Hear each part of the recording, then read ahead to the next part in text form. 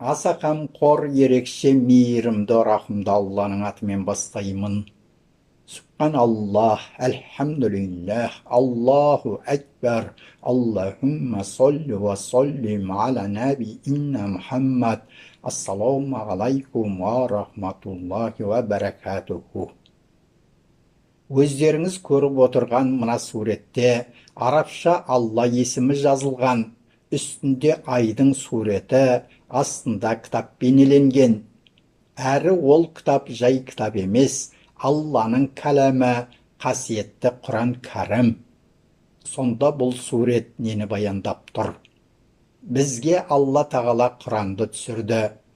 Білсін, түсінсін, жақсы жаманды, дұрыс бұрысты ажыратсын деп. Осы кітапта бәрі анық айтылады. Ал енді Алла сөзінің үстіндегі ай белгісі мұсылмандықтың символы десек болады. Себебі мешіттеріміздің күмбезінің төбесінде жарқыраған ай тұрады. Бұл ай туралы да Алла тағала Құранда бізге түсінік береді. Мәселен, Юнус сүресінің 5 аятында ол сондай Алла күнді жарық, айды нұр етіп жаратты да, оған жылдардың сандарын, есептерін білулерің үшін орындар белгіледі дейді. Сондай-ақ пайғамбарымыз Мұхаммед саллаллаху алейхи уассалам жаңа ай туғанда Алла ұлық, уа Алла, оны бізге есендік қыл, және бізді қауіп қатерден аулақ қыл.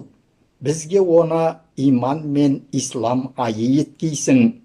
Бізді сақта, және оны өзің разы болатын істерге дәнекер айы еткейсің. Тәңіріміз барлығын өзіңнің қалауың біледі. Біздің де Тәңіріміз, олардың да тәңірлері Алла тағала деп дұға ететін болған. Сондай-ақ бізге де солай дұға етуді үлгі еткен. Бұрынғы көне көздер жаңа айда жарылқа, ескі айда есірке деп, соңынан айға сәлем беріп жататын. Десе де айға сәлем берілмейді, тек дұға етіледі.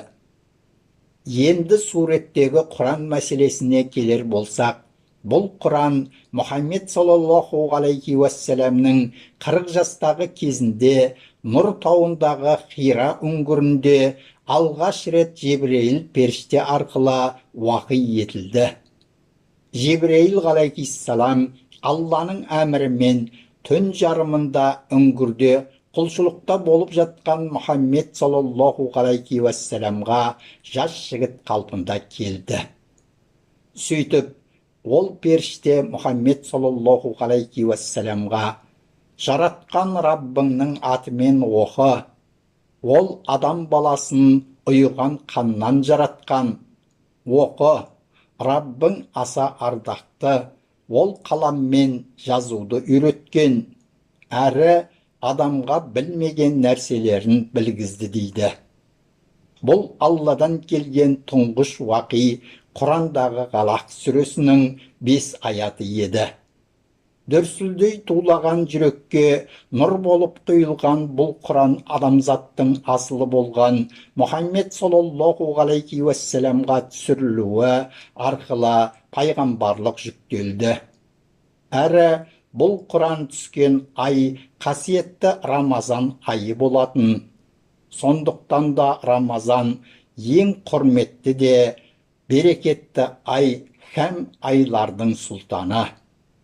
Ал Рамазан оразасы хижреттің 2 жылында, яғни пайғамбар саллаллаху алейхи уассалам мен сахабаларының Мәдинаға қоныс аударғаннан кейінгі 18 айында Шағбанда парыз етілді.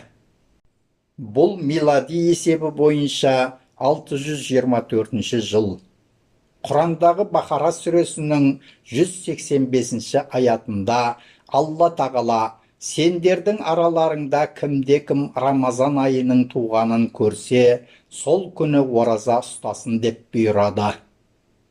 Енді сөзімізді қорытындылайтын болсақ, Суретте Рамазандағы туған ай, сол Рамазанда түсірілген Құран кәрім, сондай-ақ Раббыңның атымен оқы деп түскен алғашқы аяттар бейнеленген.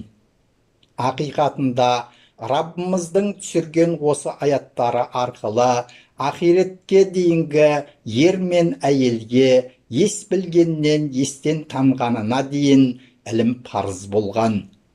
Баршаңыздың ілімдеріңіз артсын. Сонымен қатар тұтқан оразаларыңыз, күндізгі түнгі жасаған игі амалдарыңыз, оқыған намаз құлшылықтарыңыз, берген зекет садақаларыңыз қабыл болсын. Рамазаннан Рамазанға есен сау жете беріңіздер. Сіздерге Алланың сәлемі мен рақымы, берекеті жаусын.